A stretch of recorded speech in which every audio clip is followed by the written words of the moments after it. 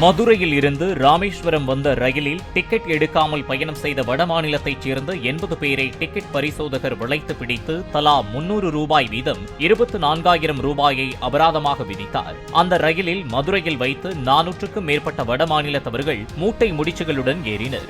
அவர்கள் சக பயணிகளுக்கு தொந்தரவு அளிக்கும் வகையில் இருக்கைகளை ஆக்கிரமித்து இருப்பதாக புகார் அளிக்கப்பட்டதை அடுத்து அவர்கள் பிடிபட்டனர்.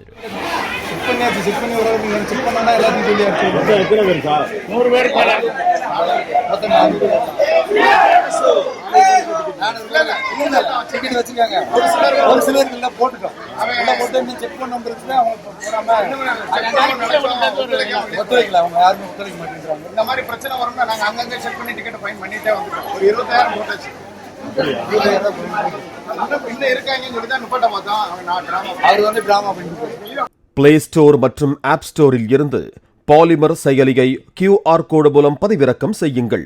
செய்திகளை உடனுக்குடன் பெறுங்கள்.